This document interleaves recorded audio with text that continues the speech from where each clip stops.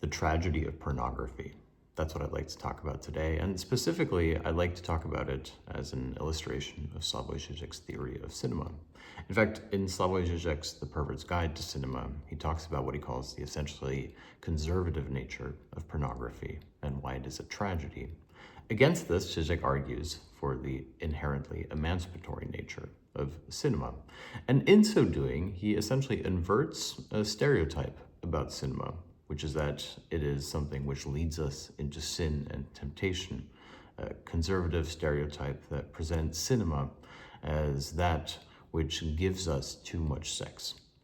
Against this, Slavoj Žižek argues that the problem is exactly the other way around, that it is in fact pornography that in its direct display of sexual interaction gives us precisely an absence of the sexual.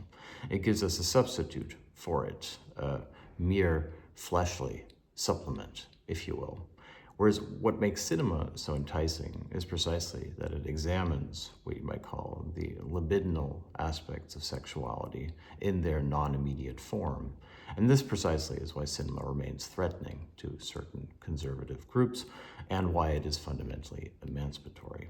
But I'd like to take a step back and talk about this with a little bit more nuance. So let's begin with the opening title of this video. Why is pornography a tragedy? Well, the way that Žižek puts it is he says, when we encounter pornography, or when we seek it out, it always gives us a narrative that seems somehow too simplistic. Like a plumber visiting a woman at her home who is then seduced. We have what appears to be the erasure of a prohibition, which that we see the act of copulation in close-up, although crucially not in slow motion. And yet, in so doing, we lose the fundamental transgressive dimension of sexuality as such. It is altogether too immediate. It is perhaps even suspiciously non-prohibited. And Žižek says that this means that, strictly speaking, pornography is and remains conservative. It stages a fantasy that is inherently normative, that serves to reinforce the status quo and subsequent ideas of sexuality that go with it. Against this, Žižek says that cinema is inherently transgressive because cinema stages our desires. As he puts it, cinema is the ultimate pervert's art. It does not give us what we desire, it teaches us how to desire. This means that cinema is ultimately more powerful than pornography. Pornography doesn't teach us how to desire, even though, of course, certain feminist critiques of pornography say that it structures our desire implicitly. Instead, pornography gives us what we believe we desire. And I want to briefly explain why Žižek argues that cinema is the pervert's art.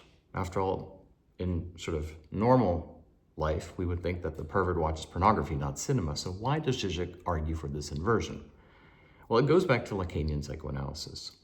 In Lacanian psychoanalysis, perversion takes place when a certain inversion occurs in relationship to the maternal figure. For example, instead of being the child that is nurtured by the mother, the child becomes the one who identifies with the mother's pleasure. The child must be the guarantor of her happiness and must do everything he can in order for her to have enjoyment. This means that the child only accesses its own enjoyment on behalf of the other. It can only feel desire through the mother. This inversion is the inversion of perversion.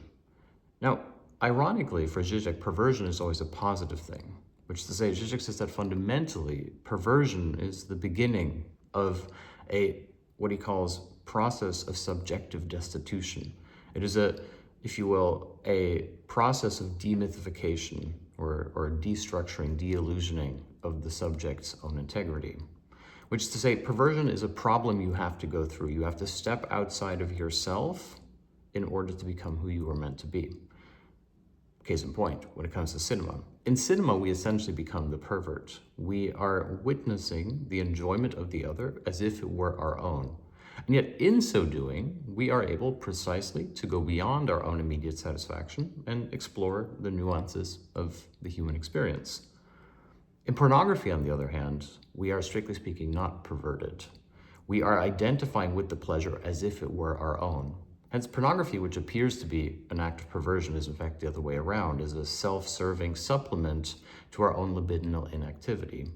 Hence why Žižek argues that pornography is inherently conservative and therefore a tragedy.